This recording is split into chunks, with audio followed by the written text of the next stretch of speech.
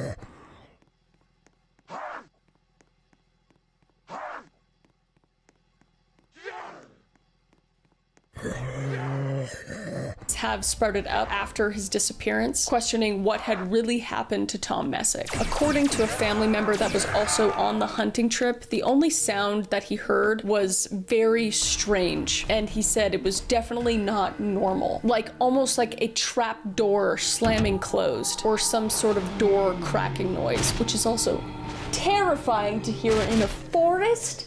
What? And he stated that it wasn't an animal or any type of vehicle noise, but a door noise specifically. It would obviously be brushed off by the cops, because, you know, cops. Just kidding, my brother's a cop, he's awesome. And what makes it more concerning, though, is our friendly neighborhood FBI was involved in the case. Because very rarely does the FBI investigate in a missing person search. The only time when they do is when they believe that foul play is involved. Yet, they were there. And Tom's wife, Beverly, said, "The FBI told me something isn't right with his case, but they don't know what. They won't share any theories if they haven't. The FBI said until they make a discovery, they're never going to know." And even Sheriff Lamore, who was questioned by David Paulides, talked about these FBI agents coming in, stating he was very unsure as to why they were there as well. So Tom was declared officially missing and is still to this day declared missing. And in 2023, an article was posted about Tom, stating that the 8 years later, the search for Tom Messick continues on, hoping to find their father and friend. But to this day, no one knows what happened to him. Nothing at all has been found on Tom, his gun, his jacket, or any evidence of foul play or animal involvement. So what could it have been? He couldn't have got that far from his original position with his old age. Could the FBI know something we don't? Probably. If I go missing, it's the FBI. Okay, am I allowed to say that? Well, I did. Because why else would they have gotten involved? And how could a man in his 80s just completely disappear and not a single piece of evidence be found? Why is there such an eerie lack of wildlife in this area as well, similar to the James McGrogan case? Or is it possible that foul play was involved? But this is truly one of the strangest missing 411 cases, because there is truly no logical explanation to give it. All I know is that it is just another very unfortunate disappearance of a very loved and respected man, and his family still, to this day, does not have any leads or closure to Tom Messick's disappearance. So hopefully the search continues. I love making these kind of videos, kind of getting the word back out there, especially on cold cases. I don't know if it's ever going to spark something. Hopefully it does. Hopefully it leaves you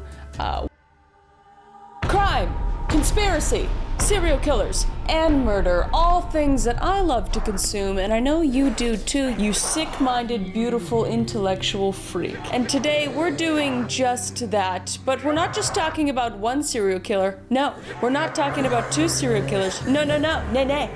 We're talking about thrice serial killers, okay? 3 serial killers that were active for years and years and not caught until decades later. And the way they were caught is absolutely insane. So let's unbuckle your seatbelts, go Mach 5 down the highway, slam on the brakes, and bust through this windshield into these 3 serial killer cases together.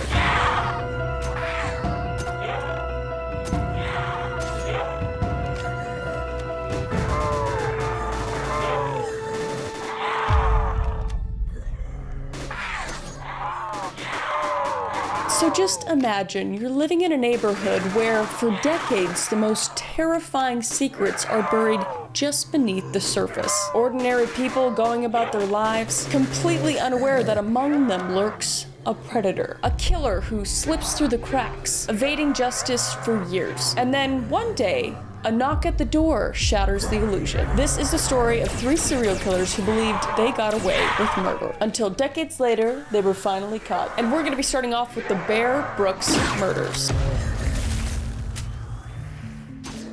It was November 1985. and it was a cold and quiet morning in Allenstown, New Hampshire. The forest floor was blanketed with a mix of fallen leaves and frost, and the only sound a hunter in the forest could hear was the crunch of his boots as he walked deeper and deeper into the Bear Brook State Park. And he was a seasoned hunter who knew these woods extremely well. But as he ventured more into a remote area of the park, something very unusual caught his attention. A rusted 55-gallon metal barrel lying on its side, partially hidden by overgrown brush. And at first, Jim just thought it was discarded junk because he did come across that in the forest before. But curiosity would tug at him and he would go look and see what it was. And as he walked up to the barrel, an extremely foul smell hit him in the face. He described it as sharp and acrid. His heart would start pounding in his chest as he moved closer and closer to the barrel. And as soon as he got over to the barrel, he would peer over into it, and inside he would see the remains of a woman. The woman was possibly in her mid-20s, and there would also be the remains of a young girl as well, likely between the ages of 9 and 10. Their bodies were severely decomposed, reduced to little more than just bones, and they would also be wrapped up in plastic. Jim would stumble back with his mind completely racing, not believing what he just came across. But this was, fortunately and unfortunately, a tragic mishap. Bones don't just put themselves in random barrels, so this was clearly a murder. Or should I say, murders. So completely shaken, the hunter scrambled out of the woods and raced to report his gruesome discovery to the authorities. And the small town of Allenstown was soon buzzing with the shocking news. Local law enforcement, led by the Allenstown Police Department, arrived at the scene soon after, cordoning off the area as investigators started to comb through the site, hoping that they'd find a clue that might lead them to the identities of the victims or the persons responsible for this extremely heinous act. But the bodies had been in those barrels for an extremely long time, years even, they assumed, given the fact that they were bones by the time that they found them. And they estimated the times of death between 1977 and 1985, which was the year the barrel was discovered. And with the bodies in the barrel was no personal belongings, so they basically had no clues to indicate who they were. So the initial investigation hit a wall almost immediately. Having at that time 2 victims, and just the manner in which they were killed, the blunt trauma side of it was very abnormal for New Hampshire. And investigative capabilities were drastically different during these days. Fingerprint comparisons and the beginnings of DNA testing started in the mid-1980s, but it was nowhere near what would develop in the coming decades. So they were very limited at this time in terms of getting DNA. And without names, there was no missing persons reports to match them to, so there was no leads to follow. So the victims were nameless and the killer was obviously nowhere to be found. And the case would soon grew completely cold, and it would be a haunting mystery that lingered in the back of detectives' minds. This discovery would remain an open wound for 15 years to come. The bodies would be buried in St. John Baptist Cemetery with a donated headstone reading, "Here lies the mortal remains known only to God of women aged 22 to 33 and girl child age 8 to 10. Their slain bodies were found on November 10th, 1985 in Bear Brook State Park. May their souls find peace in God's loving care." It's so heartbreaking. But it's okay, we're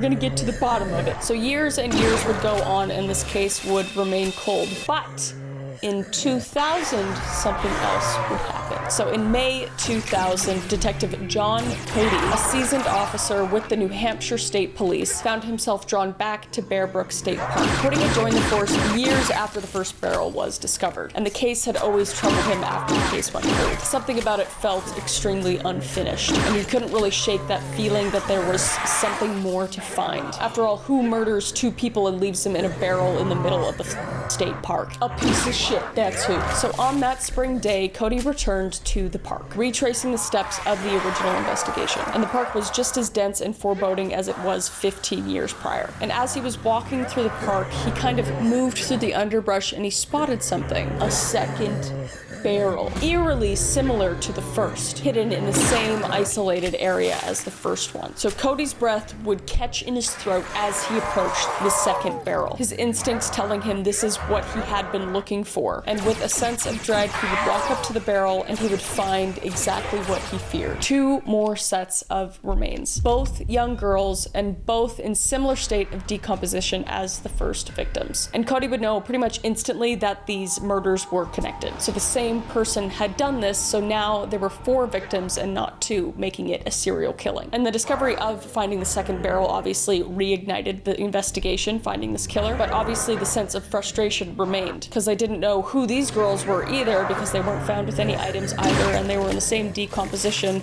so they were basically just skeletal remains. Although it was 2000, so technology had improved some. So Cody and his colleagues worked tirelessly, re-examining old leads, interviewing potential witnesses, and cross-referencing missing persons reports from across the country, but nothing matched. And with frustrations climbing due to no answers being found, perhaps the most frustrating thing is that the second barrel, which was so close to the first one, wasn't found in the 1985 investigation, which is just like, walk 10 feet that way, there's a whole barrel over there. Like, it didn't really make, I don't know, it just didn't really make any sense to me. We're not done with this obviously yet, but it's just like, how the f*** did they f*** that up? And like I said, quite literally, this was very close to Bear Brook Gardens, a mobile home park, and judging between the length of the trailers, the distance between the barrels was literally 5 to 6 trailers long, which is about 400 to 500 feet by estimates, which isn't that much, okay? I grew up in a trailer. Not in a trailer, but like,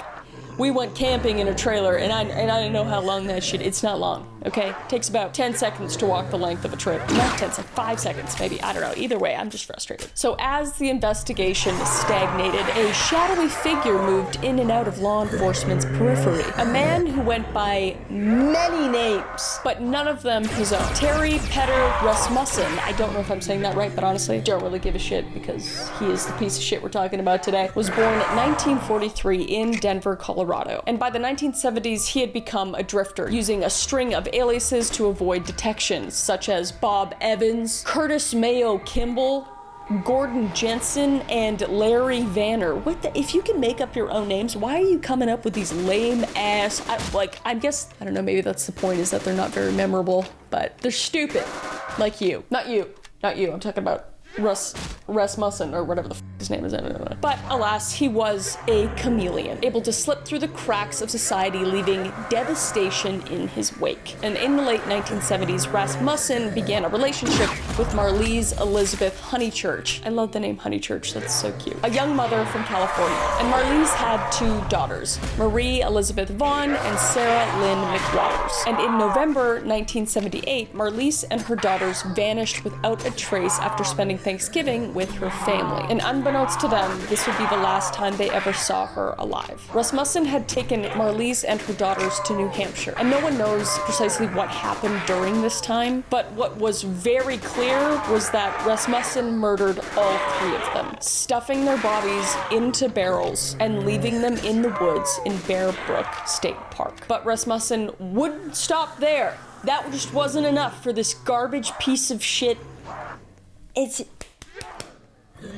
He would move on, drifting across the country, leaving a trail of absolute destruction. And by 1981, he was living in Manchester, New Hampshire, where he started dating another woman, Denise Bowden, who also had a young daughter named Dawn. And shortly after Thanksgiving that year, Denise disappeared. This guy's got a weird thing for Thanksgiving, I don't know. But Rasmussen would keep her daughter, raising her under yet another alias, which was Gordon Jensen. And in 1986, Rasmussen abandoned Dawn at a trailer park.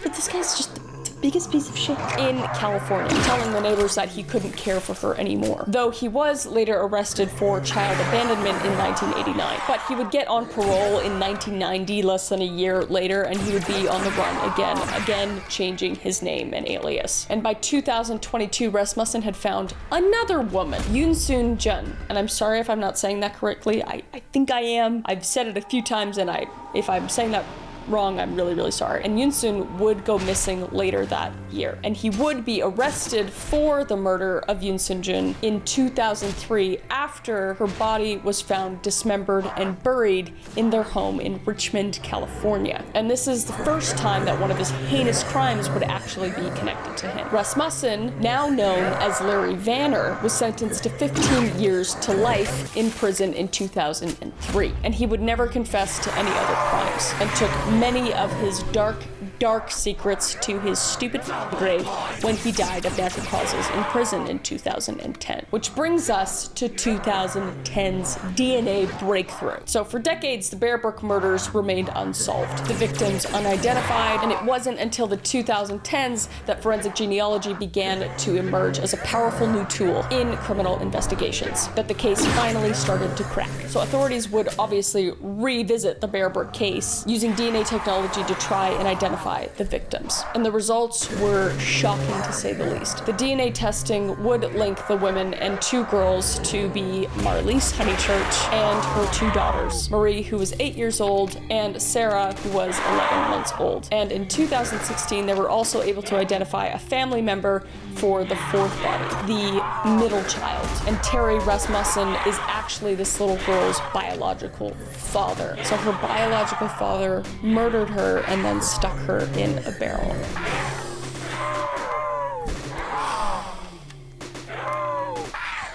I just don't understand how people are this evil. I don't know. But investigators now had a name, and with it, its horrific history began to emerge. 2016, in addition to being the year that the middle child was identified as Terry's daughter, strangely was also the year that the police revealed that Rasmussen's former girlfriend, Denise Bowden, is considered missing. A staggering 35 years later after she was last seen. What? And she hasn't been seen since, and authorities naturally believe that she was likely killed between New Hampshire and California by Terry. So luckily, they found that Terry was the person that was behind these murders, and I guarantee several more. Knowing his backstory. It's kind of shameful and sucks that it took them so long to find that second barrel as well, but what a horrific way to go, and what an actual piece of shit. But yeah, who's to say how many other victims that are out there, and what other secrets did he bring to his grave? So the case may be solved now, but the world may never know the full scope of Rasmussen's dark past. But that concludes our Bear Brook murder case, so let's go on to the Golden State Killer. In a quiet suburban sprawl in Sacramento, California in 1976, the residents of Rancho Cordova were blissfully unaware that a predator was lurking in their midst. And the area was a picture of middle-class serenity, tidy lawns, friendly neighbors, and a sense of security that was to be shattered by a series of crimes so brutal and so chilling that they would forever change this community. And things would begin relatively tame compared to what they would eventually become. In 1973, burglaries and thefts began to become relatively common occurrences in Visalia. I don't know if I'm saying that right. Homes were broken into with startling frequency, leading to the person perpetrating these crimes being dubbed the Visello Ransacker. But this wasn't your average burglar, because things of value weren't necessarily the target. He would rather target empty homes, and rather than plunder them for valuables, he would gather women's underwear and scatter it around on beds and on the floor, and even meticulously arrange it into creating patterns. Sounds like my ex. I'm just kidding. That's a joke. So he would steal items that didn't necessarily have monetary value, but they obviously had sentimental value to the victims, such as class rings, wedding rings, or other personal items. And his calling card was to steal one earring of a pair of the victims to discover later, which is so psychologically f***ed up. And these crimes would escalate over time, with also firearms and ammunition being stolen, sparking the worry that this individual may become violent over time. And these fears would be realized when the ransacker, otherwise a creep or a peeping Tom, would commit crimes that would earn him a new nickname. And meticulous planning would become a key element in the serial burglar's crimes. He would know the layout of the houses and exactly where the victims slept. And the first break-ins were mere burglaries, burglaries, but then the crimes escalated. As these crimes seemed motivated in nature from the raiding of women's underwear would become.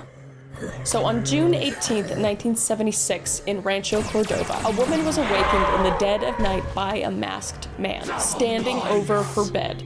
Terrifying. He was holding a flashlight in one hand, and the beam completely blinded her, and he would be holding a knife in the other. And the intruder, later dubbed the East Area, bound the woman and her husband with shoelaces, ransacked the house for valuables, and then, in his most terrifying act, he the woman repeatedly while her husband lay helplessly nearby. And this would become his modus operandi, or MO. The East Area was meticulous, often breaking into homes days before his attack to prepare for removing screens from windows, leaving ligatures under cushions, or unlocking doors to ensure easy entry when he did want to attack. And he would even call his victims before and after attacks to taunt them with chilling words that would haunt them for the rest of their lives. It was like a horror movie. So for over 2 years, the East Area terrorized the suburbs of Sacramento, striking complete fear into the hearts of residents. And he was ruthless, often targeting couples and forcing the men to lie face down while he was brutalizing the women. And something extremely strange was that he would stack plates on top of the men's backs that were lying down so he could hear them if they started to move. And he would tell the men that he would kill them both if he did. His attacks were calculated and cold, and his identity was a shadow that slipped through the fingers of law enforcement time and time again. And by 1979, the East Area seemed to vanish out of thin air, leaving Sacramento in a state of uneasy relief, basically. But he hadn't stopped. He simply just moved south. And in Southern California, a new reign of terror would begin yet again, but with a different name. On October 1st, 1979, Dr. Robert Offerman and Dr. Deborah Manning were found brutally murdered in home in Goleta near Santa Barbara. They had been bound with ligatures just like the other victims from the East Area, but this time he had escalated. He actually shot both of them this time. And the killer's methodical nature was evident in this crime. There was no sign of a struggle, and he had taken his time, just as he did during the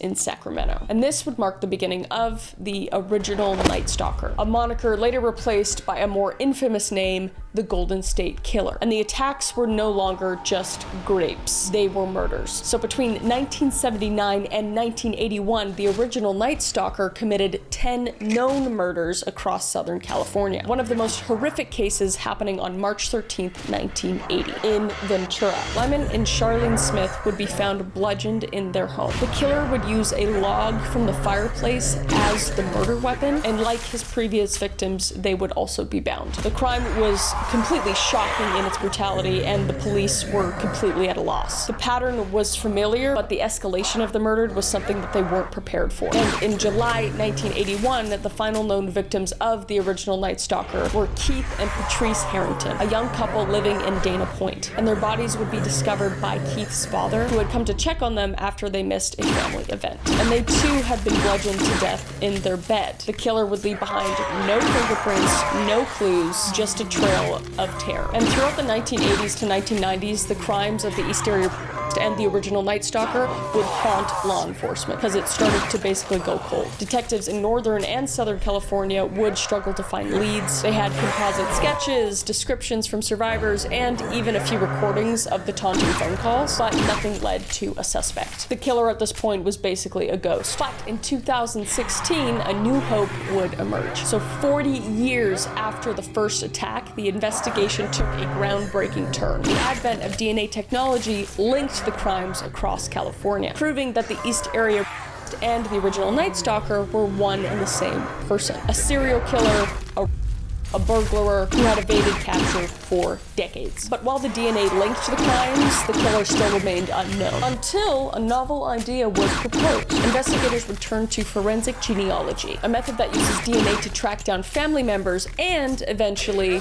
identify a suspect. So they would upload the killer's DNA to an open source genealogy website, hoping for a match. So it was a long shot, but it was the only shot they had at the time. And on April 21st, 2018, after months of investigation, law enforcement descended onto a quiet suburban neighborhood in Citrus Heights, California. Their target was a 72-year-old man named Joseph James D'Angelo, a former police officer who had lived a seemingly normal life. But the DNA didn't lie. Joseph D'Angelo was the Golden State Killer. Now, D'Angelo had lived in the shadows, hiding in plain sight for decades. He had been a police officer during the time of the East Area attacks, using his knowledge of law enforcement to evade capture, which totally makes sense. And after being fired from the force in 1979 for shoplifting, what? He could evade capture from graping people, but not from stealing sunglasses from Walmart?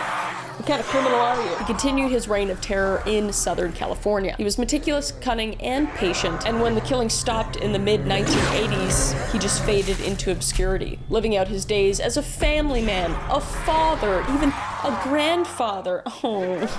But the monster within clearly never went away. When investigators closed in on D'Angelo, he offered no resistance. He was quickly taken into custody, and the man who had terrorized Southern and Northern California for so many years was finally unmasked. And in the following days after his arrest, the public would learn of his dual life that he lived. A life filled with unspeakable violence hidden beneath a facade of normalcy. And in June 2020, Joseph James D'Angelo, the Golden State Killer, appeared in court to face charges against him. He would plead guilty to 13 counts of murder and numerous other crimes, sparing him from the death penalty, but ensuring that he would spend the rest of his life in prison without the possibility of parole. At the time of judgment and sentence, you'll receive 11 consecutive life without the possibility of parole sentences with 15 concurrent life sentences. Additional time, as stated, for the weapon enhancements will be imposed as mandated by law. You will not be considered for any other sentence. You understand, sir?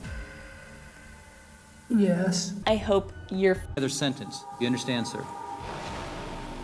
Yes. I hope you're rotting in there, bitch. All right. And during sentencing, survivors and family members of the victim were able to confront the man who had brought such suffering into their lives. D'Angelo once feared a predator, and now just an old, rotting, disgusting man sat silently as they recounted their stories. And throughout the statements, he would just remain silent. No apologies or explanations. Just sitting there, staring, just 30 yards staring at these people like an idiot. And in August 2020, he would be sentenced to life in prison without the possibility of parole. He would die behind bars, the same fate he had sentenced so many of his victims to in their final moments. And Joseph had a whole ass family during all of these crimes. He would have a wife named Sharon Marie Huddle. He would have 3 daughters, all born after his murder spree. It was honestly crazy that after committing all of these crimes, he was just ready to settle down and have a family like he did nothing wrong. But luckily, the capture of Joseph D'Angelo brought a sense of closure to those in Southern and Northern California, and especially to the families of the victims. And that brings us to our third and final serial killer, which is the Grim Sleeper. Los Angeles in the 1980s was a city caught in a storm of violence. The streets of South Central were rife with crime and poverty and the devastating effects of the crack cocaine epidemic. And in this chaotic environment, a predator emerged, one who would come to be known as the Grim Sleeper. He was a killer who stalked the most vulnerable, striking with a terrifying regularity before disappearing into the shadows, only to return years later to continue his brutal spree. And this story begins on August 10th, 1985. Everything bad happens in the 80s. Everything bad, everything terrible happened. Well, 60s, 70s, 80s. Bad time to be alive, all right? Bad time. The summer heat would bore down on South Central Los Angeles, and the city's underbelly was just teeming with danger. And on that night, Deborah Jackson, a 29-year-old cocktail waitress, was walking home from work when she encountered a man who offered her a ride. Never take that ride. Do not take that ride with a stranger, okay? No hitchhiking. Got it? Got it. No hitchhiking. And Deborah would obviously not know that this would be her last night alive. Her body would be found the next day in an alley in South Central, discarded like trash. And the photo is like absolutely heartbreaking. I'm not gonna show it. but it's just awful. She had been shot 3 times in the chest by a .25 caliber gun, a small but very deadly weapon. And the killer would wrap her body in a trash bag before dumping her, quite literally treating her like trash. And at the time, her murder was just one more tragedy in the city plagued by violence, and it didn't really receive much attention at all from authorities. But for the man who would become known as the Grim Sleeper, this was just the beginning of his killing sprees and would continue his sick and twisted killings. And the next few years saw a chilling pattern start to emerge. The Grim Sleeper hunted his victims with a cold and calculated precision. He targeted women, many of whom were workers or women that were struggling with addiction. Women society had largely forgotten about or didn't really even care about, which is awful. He would lure them into his car, often under the guise of offering them a small amount of money for services or just in general to help them out. And once they were inside, he would strike, shooting them with the .25 caliber handgun before dumping their bodies in alleyways and behind buildings, wrapped up in trash bags and discarded like objects. But one of the most haunting aspects of his killings was that he didn't actually kill them immediately. He would take his time, oftentimes sexually assaulting them before delivering the fatal shots. And as if he were mocking authorities, he would take photographs of the victims, capturing their last moments alive. It would be a sick trophy for his crimes. And by 1988, 8 women would be murdered by the Grim Sleeper at this point. And the LAPD, the Los Angeles Police Department, had started to notice a pattern. Only 8? It took you 8 to notice a pattern? Wow. Great job. But resources would be stretched thin because the city was in a gripe of the crack epidemic at this point, and murders were rampant. So, you know, I'll give them that. There was a lot of murdering going on at this point, but the Grim Sleeper had a specific MO that seems pretty obvious to me. So tensions between the community and law enforcement grew rampantly, with many members in the community feeling that the LAPD didn't really care because the victims were black women living in poverty. And then in 1988, just as suddenly as the murders had started, the murders had stopped, and the killer had completely vanished, just leaving behind a trail of unsolved murders and a community living in complete fear. And for over a decade, the Grim Sleeper seemed to disappear. The murders completely stopped, and the case went completely cold. The LAPD basically had nothing to go off of, no witnesses, no fingerprints, no evidence basically, just a handful of bullets and a pattern of violence. But the LAPD hadn't forgotten about the Grim Sleeper. They continued to investigate it, quietly piecing together what little evidence that they had. Meanwhile, the killer lived a seemingly ordinary life. Lonnie David Franklin Jr., the man who had later been unmasked as the Grim Sleeper, blended in perfectly with the South Central neighborhood. He was a former sanitation worker and mechanic for the LAPD. It's always in the cops. It's always, you know, they always know the cops. They love knowing the cops. Known in the community as friendly, helpful man that helped fix cars and socialized with his neighbors. He was a husband, a father, a man who hosted barbecues and helped friends with their vehicles. No one would have suspected that this ordinary man was hiding a monstrous secret. And in 2002, after a 14-year hiatus, the Grim Sleeper would return to the streets of Los Angeles. His first known victim during this spree was Princess Bartholomew, an 18-year-old girl whose body was found in an alley on March 19th, 2002. And she had been strangled, which was a departure from his usual method of shooting his victims. But the signature of the trash bag and the location indicated that the killer had returned. And over the next 5 years, the Grim Sleeper would claim at least 3 more victims, each of them killed in a very similar fashion: strangled, shot, and discarded in a garbage bag. And the police were aware that the killer had possibly returned, but again, they had very little evidence to go off of. And the murders were happening so sporadically, and the killer was careful, leaving behind almost no trace, so it was very hard for the police to piece this together. But in 2007, the LAPD got a break in the case. A survivor would come forward, Anitra Washington, a woman who had been attacked by the Grim Sleeper back in 1988, but had miraculously survived. Yeah, I'm looking out the window area. I was not paying a bit of attention.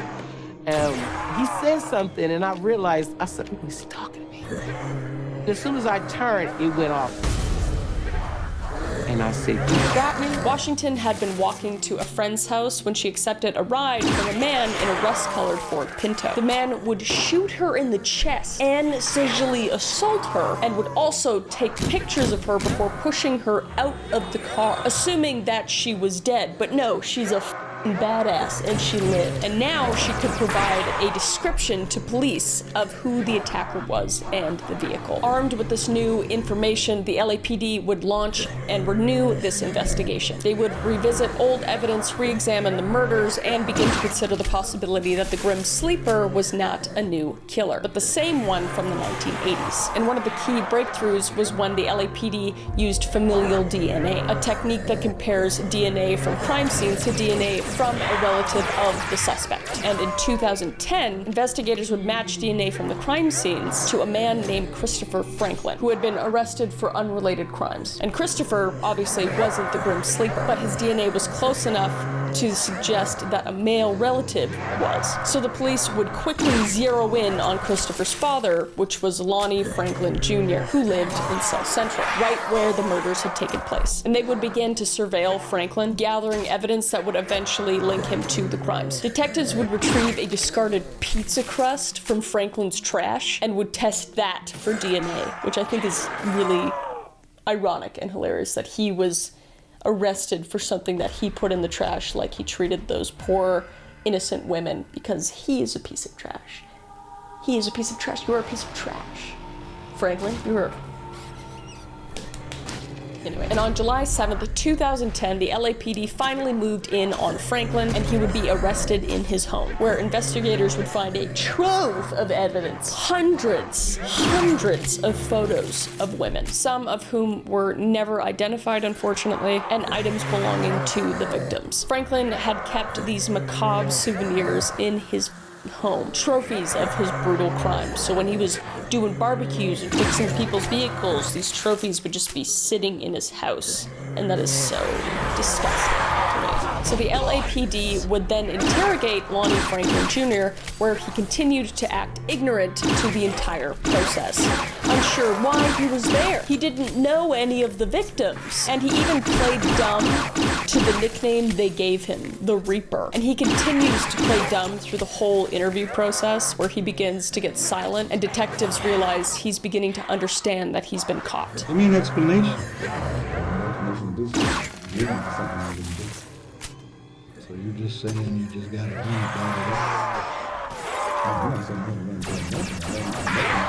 You know what the news calls you? You tell me what the news calls you.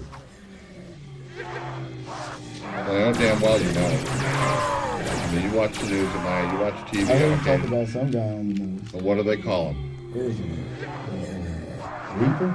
The what? The Reaper? Grand Reaper?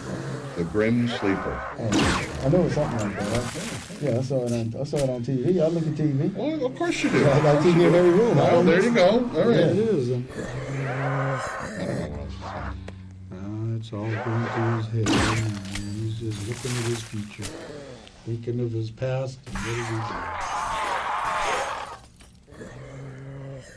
Well, the guesses they want an attorney now, so...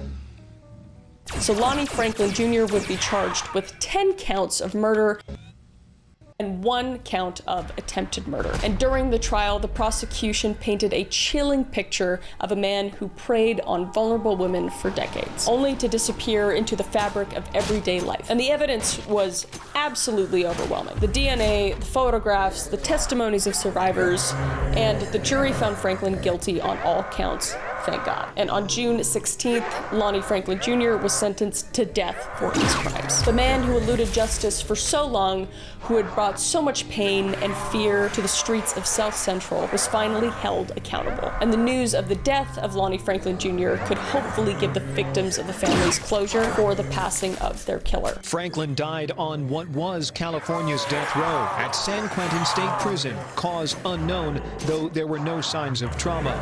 With a moratorium moratorium on executions in California, it was unclear if the death sentence would ever have been carried out. In conclusion, for decades, these killers led double lives, maintaining their veneer of normalcy while their heinous crimes remained unsolved. Take Joseph James D'Angelo, the Golden State Killer, for example. After his brutal reign of terror, he quietly lived out his life as a husband, father, and grandfather, even working as a mechanic. His ability to evade capture for so long allowed him to settle down into a routine, almost as if his crimes were another phase of his life. It was just a phase. Similar to Terry Rasmussen, I don't give a... The man behind the Bear Brick murders managed to drift across the country with various aliases, starting new relationships, and the decades he spent undetected allowed him to continue his crimes, moving from state to state and leaving destruction in his wake. And Lonnie Franklin Jr., the Grim Sleeper, almost exemplifies this disturbing truth. After his initial spree in the 1980s, he went dormant for over a decade, living as a trusted neighbor and father, during this time continuing to blend in and hiding behind the guise of an ordinary life, all while knowing that he had taken the lives of so many innocent women. These men show that getting away with murder for decades can often mean living out the rest of one's life relatively undisturbed. While they may have looked over their shoulders, the lack of immediate consequences allowed them to integrate back into society, and their monstrous acts hidden behind the facade of normalcy. It was only when modern forensic techniques finally caught up with them that their hidden lives became exposed. But by then,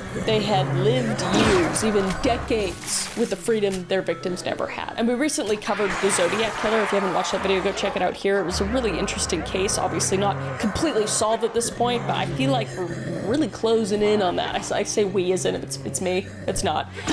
But, you know, I'm interested to see where that goes. But these killers, including the Zodiac Killer, illustrate how someone can commit horrific acts and seemingly just blend back into society, escaping justice for years. And their stories highlight the disturbing reality of that. Until caught, these individuals might live among us. And it's a haunting reminder that evil can lurk in plain sight, even in our neighborhoods where we call home. So be safe out there, all right? Again, I do these videos because I just wanna put in that little paranoia in the back of your head, all right? Everyone should be scared all the time. But there's freaks out there, man. There's freaks. Keep safe, keep you safe, keep your kids safe. If you have kids, keep your family safe, all that, you know? But I hope you enjoyed this 3-part series. I know it was a bit longer, but I really enjoy deep diving on these cases. I love the fact that these guys got caught and that, are they all dead? Can't remember now. Pretty sure they're all dead, pretty much. Either way, they're gonna die behind bars and they're rotting, which is awesome. But until then, I will see your beautiful face in the next video, all right? Bye.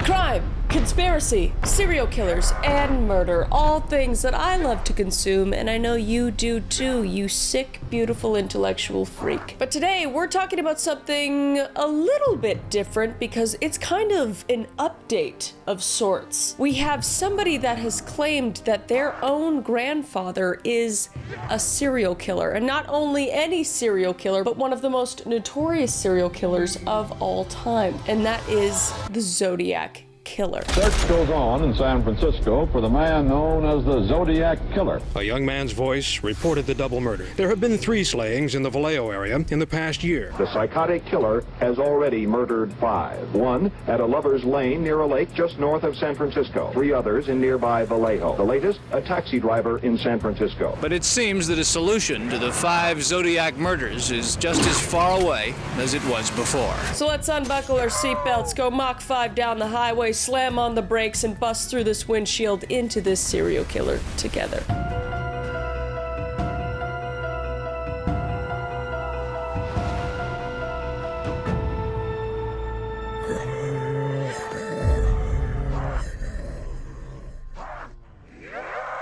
So as most of you know, the Zodiac Killer terrorized California in the late 1960s, leaving behind a trail of cryptic letters and unsolved murders. But despite decades of investigation, the Zodiac's true identity remains a mystery. But as I told you in the beginning of this video, there is a twist. A man on TikTok, user @jfoy_3.0, claims his grandfather, Richard Hoffman, is the real Zodiac Killer. He presents supposed evidence and family secrets that have absolutely blown up the internet. So this could be an insane breakthrough that everyone has been waiting for decades now, or it could be another conspiracy theory. So I think most people know who the Zodiac Killer is, but I don't think a lot of people know the exact details of the crimes he committed and what he did to taunt police. So I think it's really important that we go over those details and the attacks that happened, and then we get into what this TikToker claims. So let's start at the first attack.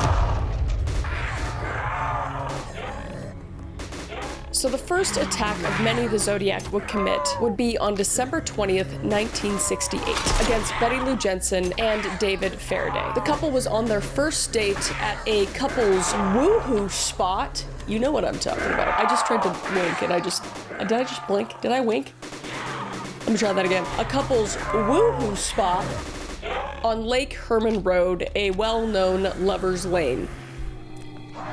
I'm nailing it. I'm nailing it. And this was just outside the city of Vallejo, California. Betty Lou Jensen was 16 and David Faraday was 17 years old. Betty was a Colorado native and a very active student at Hogan High School as a junior, not to mention an honor student as well. She was also a Grand Royal Bride of Primavera Council, number 132, which was part of the Pythian Sunshine Girls, which apparently their purpose is to lay down a foundation of purity, service, and usefulness in all things that help to make the lives of those around us happier and the world a better place to live in. The motto even being, do all the good you can in all the ways you can to all the people you can. So she was a literal angel. She was a literal, actual angel, which just makes this all the more worse. And David Faraday was a native to San Rafael, and he was a senior at Vallejo High School. He was also on the wrestling team and an active member of the school's government, and also an Eagle Scout member. He was also a holder of the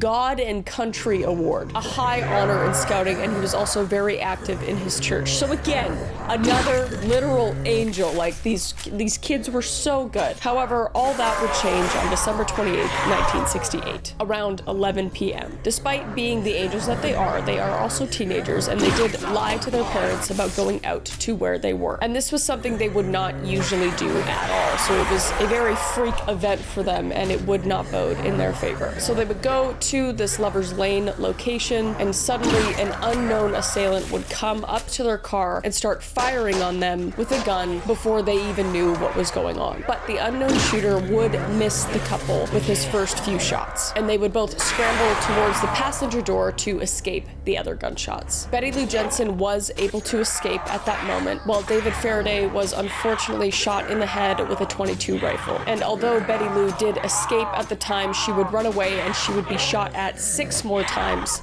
by the shooter, and 5 of those would land in her back. And this is when the assailant would get back into his vehicle and drive off. And about 10 minutes later, at 11:10 p.m., a passing motorist would notice the 2 bodies on the ground and in the vehicle, and would immediately flag the police down to investigate the